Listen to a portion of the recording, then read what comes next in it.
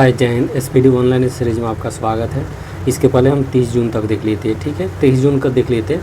ये plastic bag पर प्रतिबंध लगाने वाला दुनिया का पहला देश कौन बन गया है? तो न्यूजीलैंड। अगर दुनिया का पहला देश पूछेगा तो न्यूजीलैंड हो जाएगा। चलिए आज देख लेते हैं हम 1 जुलाई से। 1 जुलाई 2023 को भारत के पहले स्वदेशी परमाणु रिएक्टर का संचालन कहाँ शुरू किया गया है? देखिए ये इम्पोर्टेंट है, ये गुजरात में किया गया है, क्योंकि यहाँ पे ये जो वर्ड आया है पहला, ठीक है, यही सबसे महत्वपूर्ण भाग है। ये भारत का जो पहला है, ये स्वदेशी परमाणु रिएक्टर संचालन, भारत द्वारा खुद की परमाणु रिएक्टर संचालन है। कहाँ शुरुआत किया गया है? ये गुजरात में शुरुआत किया गया है, ठीक है। चलिए आगे देखते हैं। आगे पेन प्रिंटर पुरस्कार 2023 से किसे सम्मानित किया गया है? तो ये माइकल रोशेन। पेन प्रिंटर पुरस्कार 2023 किसे सम्मानित किया गया है? ये माइकल रोशेन को। आगे है 1 जुलाई 2023 को GSI द्वारा किस राज्य में भारत के सबसे बड़ा नेचुरल आर्क खोजा गया? तो ये उड़ीसा में खोजा गया है। यहाँ GSI का फुल फॉर्म हो जाता है GSI, यानी geological survey of India. Geological survey of India, GSI द्वारा भारत का सबसे बड़ा नेचुरल आर्क यानी प्राकृत से बना आर्क खोजा गया है। कहाँ? उड़ीसा में।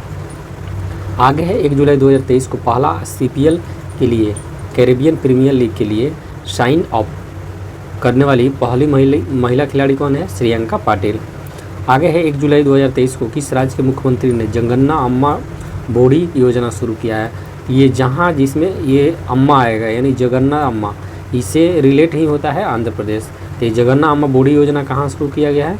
तो आंध्र प्रदेश में। आगे है 1 जुलाई 2023 को किस देश के प्रधानमंत्री ने 101 वर्षीय सिख बुजुर्ग को पॉइंट ऑफ लाइट पुरस्कार से सम्मानित किया? तो ब्रिटेन। 101 वर्षीय सिख बुजुर्ग को पॉइंट ऑफ लाइट पुरस्कार से सम्मानित किया गया कि ब्रिटेन के प्रधानमंत्री ने सम्मानित किया है। आगे है 2 जुलाई 2023 को सूचना अनुसार 2023 में भारत के शीर्ष इलेक्ट्रॉनिक निर्यातक के रूप में कौन सा राज्य उभरा है? ये तमिलनाडु। तमिलनाडु 2 जुलाई 2023 सूचना अनुसार 2023 में भारत में शीर्ष इलेक्ट्रॉनिक्स निर्यातक के रूप में अभी कौन उभरा है? हमारा राज्य तमिलनाडु। आगे है 2 जुलाई 2023 को किसे UK India awards global Indian icon नामित किया गया है? तो मैरी कॉम को। मैरी कॉम मुक्केबाज से रिलेटेड है। UK इंडिया अवार्ड्स में इसको ग्लोबल इंडियन आइकॉन नामित किया गया है, मैरी कॉम को।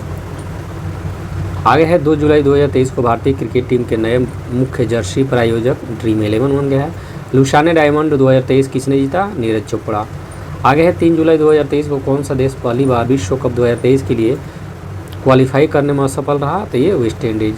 आगे है UAE भारत शिखर सम्मेलन कहाँ आयोजित किया गया है? अबू धाबी में। UAE और भारत का शिखर सम्मेलन कहाँ आयोजित किया गया है? तो अबू धाबी में। आगे है 3 जुलाई 2023 को जारी ग्लोबल पीस इंडेक्स 2023 में दुनिया के सबसे शांतिपूर्ण देश आइसलैंड है।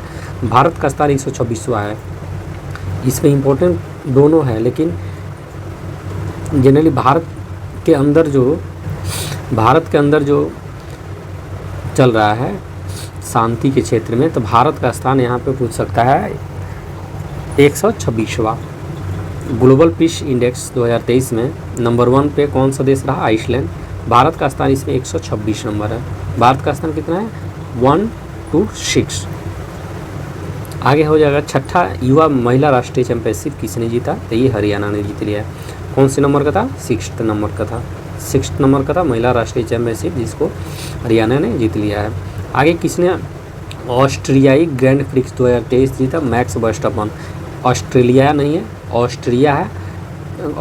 ऑस्ट्रियाई ग्रैंड प्रिक्स जीता मैक्स वर्स्टैपन ने। अगर याद नहीं रहे तो ये मैक्स वर्स्टैपन हम आंसर टिक कर सकते हैं, क्योंकि सबसे ज़्यादा इन्होंने ही ग्रैंड प्रिक्स जीता है। आगे 4 जुलाई 2023 को राष्ट्रीय तैराकी चैंपियनशिप में किस तैराक ने बैक स्ट्रोक स्पर्धा में नया राष्ट्रीय रिकॉर्ड बनाया है? ये माना पटेल। ये इंपॉर्टेंट क्वेश्चन है क्योंकि छुपा हुआ है कि ये देखिए 4 जुलाई को राष्ट्रीय जो तैराकी चैंपियनशिप हुआ है, इसमें ये जो माना पटेल जी हैं, ये बैक स्ट्रोक स्पर्धा में यानी पीछे जो तैराक होता है उसमें एक नया रिकॉर्ड बनाया है। एक तो तैराकी होता है जो आगे की तरफ करते हैं, ये यहाँ पे बैक स्ट्रोक है यानी पीछे की ओर जो तैरने की स्पर्धा हुई थी उसमें माना पटेल ने एक रिकॉर्ड हासिल किया है। आगे है किस शहर में बंदरों के लिए, किसके लिए, बंदरों के लिए समर्पित बंदर वन बनाए जाएंगे।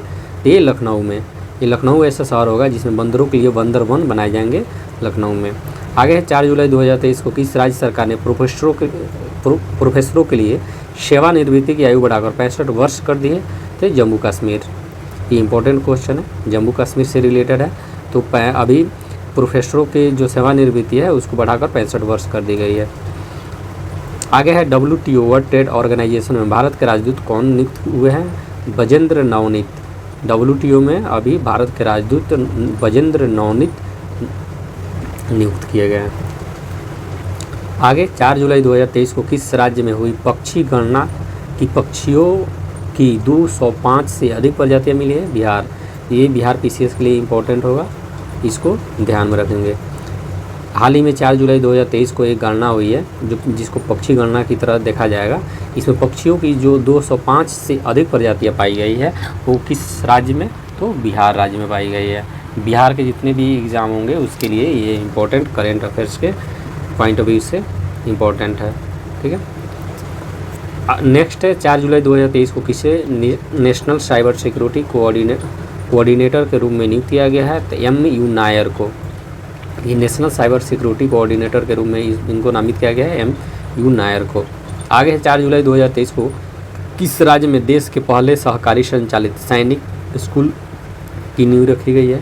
गुजरात में, कहाँ, गुजरात में।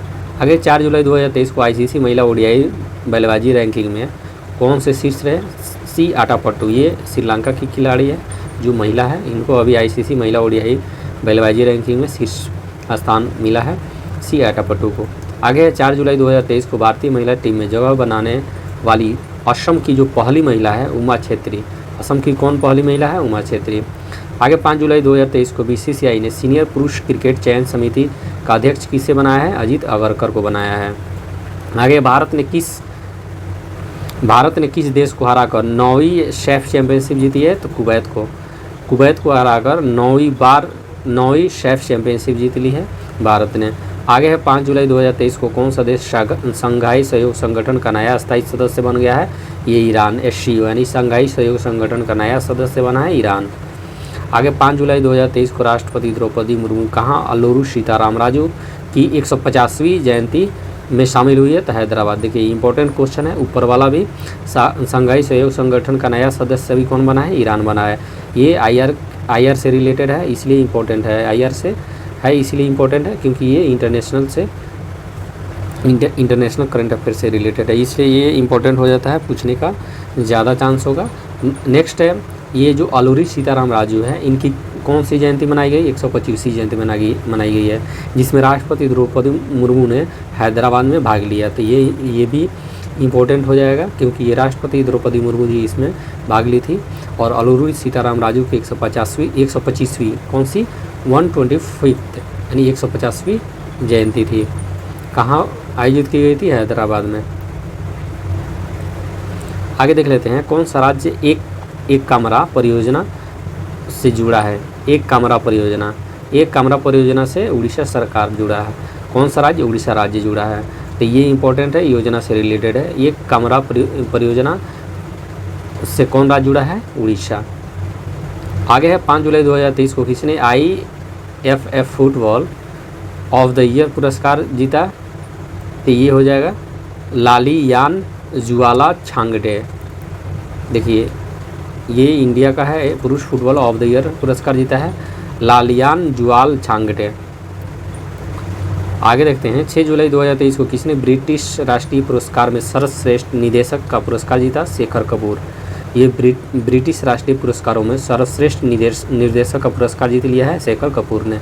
आगे 6 जुलाई 2023 को गूगल ने किसे भारत नीति प्रमुख के रूप में नियुक्त किया गया है, श्रीनिवास रेड्डी को। किसने नियुक्त किया है, गूगल ने। भारत के नीति प्रमुख के रूप में श्रीनिवास रेड्डी को नामित किया है। आगे है 6 जुलाई 2023 को किस राज्य ने प्रधानमंत्री जन आरोग्य योजना के तहत बीमा की राशि दोगुनी कर दी है, ये गुजरात ने प्रधानमंत्री जन आरोग्य योजना के तहत जो बीमा राशि दी जाती थी उसको दोगुना कर दिया है। कौन सा राज्य? गुजरात। आगे देखते हैं 6 जुलाई 2023 को महिला सामान्य बचत प्रमाण पत्र योजना शुरू करने वाला पहला बैंक कौन बनाया था? BOI। ये महिला सामान्य बचत प्रमाण पत्र योजना शुरू करने वाला पहला बैंक बन गया है BOI, बैंक ऑफ इंडिया। आगे 6 जुलाई 2023 को किसी बास्केटबॉल फेडरेशन ऑफ इंडिया का अध्यक्ष चुना गया है। तो ये आधव अर्जुन को अभी बास्केटबॉल फेडरेशन ऑफ इंडिया यानी इंडिया में जो बास्केटबॉल का जो फेडरेशन है उसका अभी अध्यक्ष चुना गया है आधव अर्जुन जी को। ये अपॉइंटमेंट से रिलेटेड है। आगे है 6 जुलाई 2023 को किस राज्य सरकार ने गिग श्रमिकों को 4 लाख रुपये का बीमा कवर देने की घोषणा की है? तो ये कर्नाटक। तो यहाँ पे ये भी पूछ सकता है कि कौन से श्रमिक है? तो गिग श्रमिक। कितना? 4 लाख धनराशि का बीमा कवर देने की घोषणा की गई है। किस राज्य सरकार ने? कर्नाटक ने। आगे है 7 जुलाई 2023 को किस राज्य ने वन कर्मियों को आग्नेयास्त्रों के उपयोग के लिए छूट प्रदान की है? तो उड़ीसा सरकार ने वन कर्मिक हैं उनको आग्नेयास्त्र का प्रयोग करने की छूट दी गई है ताकि वन में उनको जानवरों से सुरक्षा मिल सके। आगे है 7 जुलाई 2023 को किस देश के क्रिकेटर तमीम इकबाल यानी ये बांग्लादेश के जो अभी संन्यास की घोषणा की है। आगे 7 जुलाई 2023 को किस देश की पुरुष टीम ने FIH हॉकी प्रो लीग खिताब जीता? नीदरलैंड ने। ये इंपॉर्टेंट है, IR से रिलेटेड है। देश की पुरुष टीम ने दूसरा FIH हॉकी प्रो लीग खिताब जीता है नीदरलैंड ने। आगे है 8 जुलाई 2023 को किस देश में उबिनाश ज्वालामुखी, इंपॉर्टेंट है, ज्वालामुखी का नाम क्या है? उबिनाश ज्वालामुखी का कारण आपातकाल की घोषणा की गई है तो पेरू में। उबिनाश ज्वालामुखी के कारण आपातकाल की घोषणा की गई है पेरू में। आगे है 8 जुलाई 2023 को भारत और किस देश ने चुनावी आयोग समझौता ज्ञापन पर हस्ताक्षर किया है? तो पनामा। ये पनामा और भारत ने चुनावी आयोग समझौता ज्ञापन पर हस्ताक्षर किया है।